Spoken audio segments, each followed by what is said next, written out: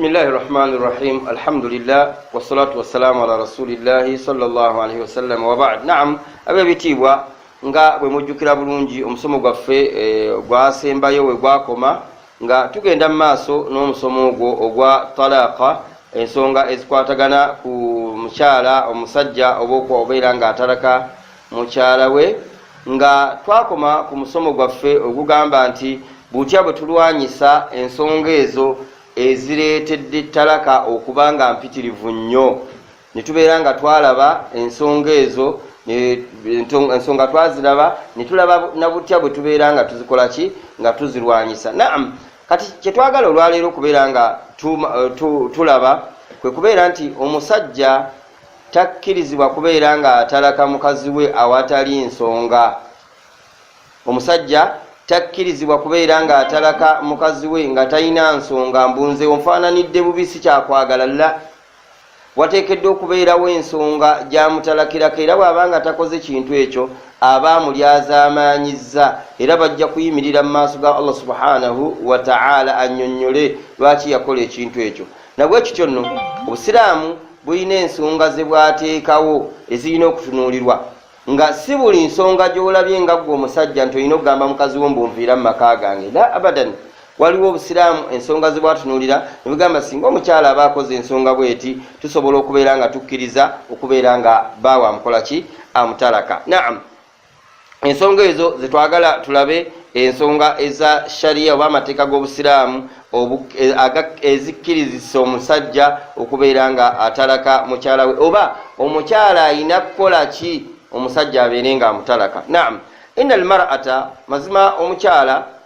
omukyala asobola okubeera nga alina emisango gy'akola, nga emisango egyo gy'akola nga gimumalamu ensa, nga kugamba asigala takyalina nsa, era nga asigala n'ekitiibwa ky'okubeera nti mufumbo nga tekikyakola, nga takyalina kugamba kubeera nga bbaawe akyamulinamu obwesige, nga takyalaba nga mukyala waka. Oluusi abamu basajja batuuka n'okulaba nga alaba nga bbaawe, nga kugamba nga balinga abasajja abali mu nnyumba. Ensonga esingira ddala okubeera nga nkulu nnyo, idha khanat almar'atu zawjaha, idha khanat almar'atu zawjiha, singa omukyala akumpanya bbaawe. Okumpanya kubeerawo kutya? Okumpanya kubeerawo omukyala n'abeera ng'ayingiza omusajja omulala mu nnyumba ya bbaawe. Kasita omukyala akola ekyo aba takyalina kitiibwa, aba takyalina kitiibwa kyonna mu maaso ga Allah subhanahu wa ta'ala ne mu maaso g'ebitonde byonna, era abeera akolimirwa mu maaso ga Allah subhanahu wa ta'ala. Nalwekyo n'ebitonde byonna ne bibeera nga bikola ki, nga bimukolimira, kubanga takuumye bwesigwa. Inna aradna al-amanata ala as-samawati wal ardi fa abayna an yahmilnaha wa ashfaqna minha wa hamalaha al-insan innahu kana zaluman jahula. Mazima twateeka obuvunaanyizibwa n'obwesigwa ku nsozi ne zigaana okubeera nga zisitula obwesigwa, naye omuntu n'abeera nga akkiriza okubeera nga asitula ki, ng'aweeka obwesigwa obwo. Naye Allah subhanahu wa ta'ala n'abeera ng'agamba nti innahu kana zaluman jahula, omuntu ye mulyazaamaanya, ate ebintu byakola tabikola kitabimanyi. Lwaki? Singayo omuntu yategeera obuvunaanyizibwa obuli awo, yandibadde takkiriza kubeera nga bamutikka obuvunaanyizibwa. Nabwe kityo omukyala yenna singa ategeera obuvunaanyizibwa n'obusungu Allah subhanahu wa ta'ala bw'abeerako ng'omukyala abadde akoledde ebyambyone mu maka ga bbaawe, omukyala yandibadde tasemberera kintu ekyo. N'olwekyo omukyala bw'abanga ayenze, obusiraamu butulagira okubeera ng'omusajja ono ayawukana naye. Oba omukyala n'abeera nga takyatuukiriza buvunaanyizibwa bwe mu maka, obuvunaanyizibwa bwe butya? Omusajja alina obwetaavu gyali, ayagala okubeera nga amala ekyetaago kye, omukyala n'abeera nga agaana. Idhan omukyala ono aba takyasobola bufumbo, kubanga ekintu ekikolwa ekyo ekyokubeera nga basinkana mu mbeera ez'obufumbo kyekimu ekijjuuliriza ki, obufumbo. Kyekijjuuliriza obufumbo okubeera nga bukola ki, nga bubeerawo. Nabwe kityo singa omukyala ono, omukyala asobola okubeera nga afumba, naye nga temugenda mu nsonga za bufumbo, ebyafumba byonna bibeera tebiriimu. Si omukyala asobola okubeera nga akwoleza engoye zo, engoye tulina okumanya nti wali ozeeyoleza, okufumba wali weefumbira, wali weekuuma, sigamba nti mu nju wali otyamu, kyekyakuleetera okubeera ng'okola ki, ng'owasa. La, wabula ekyakuleetera okubeera ng'owasa kyakubeera mu nsonga za bufumbo, ensonga ez'obufumbo. Era omukyala singa atuukiriza ensonga ez'obufumbo, omusajja asobola okugumiikiriza okusula enjala n'otafumba mmere, nomubeera nga mubaddewo, nobeera nga obeera naye muki mu nsonga z'obufumbo. N'olwekyo omukyala yenna singa agaana ensonga eyo, awo tuba tumubuulirira. Bw'agaana okubeera ng'akyusaamu ettalaka ng'ekola ki, ng'eyimirirawo. Ensonga tuli ku nsonga ez'obusiraamu, ensonga eziri mu mateeka g'obusiraamu, omusajja ze yandibadde asinziirako okubeera ng'atalaka ki, ng'atalaka mukyala we. Naam, ekyokubiri oba ekyo ensonga ey'okusatu, omukyala okubeera nga azzeemu ebintu bya shiriki, omukyala ng'akola ebintu bya shiriki, omukyala takyakkiriziganya naawe mu mateeka g'eddiini ya Allah subhanahu wa ta'ala, omugamba kino yakola kino, azzeemu obulogo, azzeemu okubeera ng'alina ebintu byakozesa ebitategeerekeka, era nga ogenda okwetegereza obulungi ng'ebintu biri mu shiriki, muganda wange, eyo nayo nsonga nkulu nnyo. Tuba tugamba nti omukyala oyo abuulirirwe. Bw'agaana okubeera ng'ava ku bintu ebyo, omukyala oyo abeere ng'omusajja oyo abeera ng'amukola ki, ng'amutalaka. Lwaki? Allah subhanahu wa ta'ala yatuziiza okubeera nga tuwasa abaki, abantu abakyala abashiriku. Naam, ne bw'omulaba nga mulungi atya, Allah subhanahu wa ta'ala yatuziiza okubeera nga tukola ki, nga tumuwasa. Tebali halaali gye tuli abakyala abo nga baki, nga balinamu embeera za shiriki. N'olwekyo muganda wange, bw'osisinkana mukyalawo nga mushiriku, ekyandibadde kisingako okubeera nga kirungi gy'oli kwe kubeera omukyala oyo ng'oyakola ki, ng'oyawukana naye, kubanga taliimu kalungi gy'okola ki, gy'oli. Naam, omusajja mu maka alina okubeera ng'akitegeera nti ye kawaama, yakulira amaka gano, yali waggulu waki w'omukyala, era alina okubeera ng'akozesa kawaama eyo naye ate mu ngeri ey'ennungi, mu ngeri ennungi. Inikesi omukyala alina vyu gy'aleeta, bw'abanga agireese giwulirize. Mulimu abasajja bangi nnyo bagenda ne batunuulira nti arrijalu qawwamuna ala nisaa'i, n'abeera nga ye taddibwamu kyayogera, ye n'abeera senkaggale waka, bw'ayogera ekigambo ekyo khalaasi kiwedde, tekiddibwamu, n'abeera nga omukyala talina na kirowoozo kyonna kyakola ki, kyaleeta. Kale omusajja oyo naye tumugamba munnange, beera nga ensonga zo, singa omukyala abeera nga takkiriza ky'ogambye, beera nga owuliriza ensonga ye, oba oli awo osobola okubeera ng'ogisanga nga ntuufu, era nebeera nga ekuuma obufumbo bwammwe. Naam, falidhalika nabwe kityo omukyala yenna singa abazizza ensobi yonna, ng'obazizza omusango gwonna, tulina okubeera nga tukitegeera baganda bange nti ensonga ya ttalaka si esookerwako. La, ensonga ya ttalaka si esookerwako, wabula waliwo steps ze tulina okubeera nga tuteekinga before.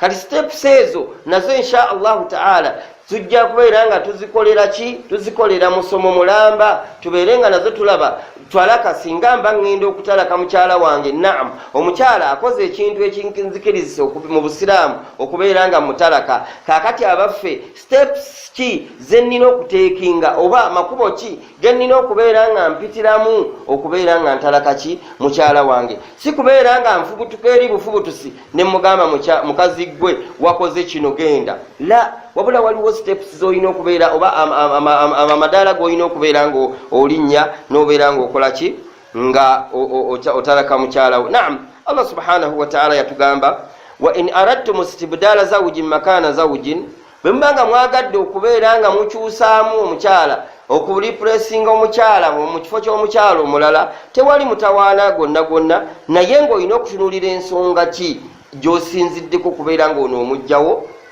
n'oteekawo omulala. Waliwo abasajja olwaleero nga bafuula okuwasa nga eringa ddiiru, n'omusinkana omusajja awasa olwaleero, oluvannyuma lw'akaseera katono nnyo n'atalaka, ng'omukyala oluusi talina na nsonga gy'akoze, talina musango gwakoze mu nsonga ez'obusiraamu, naye omusajja n'amugamba bugambirira si kyakwagala, olw'okuba ayinayo omuwala omulala gwe yakoze eki gwe yayagadde n'abeera ng'agoba omukyala ono zulumani ng'amulyazaamaanyizza tatunuulidde bambi omukyala yamujja mu bakadde be n'abeera ng'omukyala ono amuleeta awaka babeere nga babeera bonna nga balina okugamba okubeera nga baagalana naye bambi amukutudde n'amugamba abukole ki babeere nga baawukana. N'olwekyo muganda wange olina okutunuulira bw'obanga otalaka omukyala omutalase lwaki, nsonga ki gy'omutalase? Abaffe ensonga gy'omutalakidde ekkirizibwa. Naam, Allah subhanahu wa ta'ala n'agamba mu kitundu ekirala mu aya eyo, wa in aradtum istibdala zawjin makana zawjin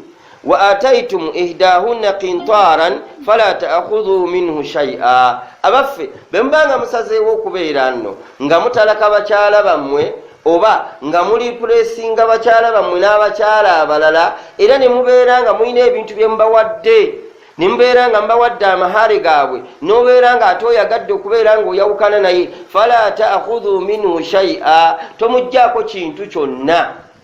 Omukyala ono tomugjaako kintu kyonna okuggyako singa omukyala ono abazze n'ensonga ze twalabye omukyala ono nga ekivuddeko talaka eno kubeera ng'omukyala akumpanyizza amakaago n'aleetamu omusajja omulala yenna awo nno olina okubeera ng'omutunuulira talina kintu kyonna kyatwala mu makaago.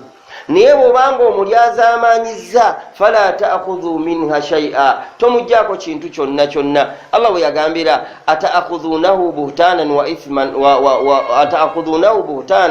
ithman mubiina. Abaffe mutwala ebintu ebyo olw'okubanga muli ki buhtanan, lwa bujoozi, olw'okuba muli b'amaanyi ne mubeera nga mubajjako ebintu byabwe, wa ithman mubiina, ate mubeere nga mufuna omusango omunene ennyo mu maaso ga Allah subhanahu wa ta'ala. Kale n'olwekyo muganda wange bw'oba osazeewo okubeera ng'otalaka mukyalawo beera nga weegendereza. Talaka ibaada eringa bw'osaala ejja kuyingiza jjana oba ejja kuyingiza omuliro. Singa n'oba otalase mukyalawo ng'osinzidde ku busiraamu bwe bugamba ogenda kubeera ng'oyingira ojjana.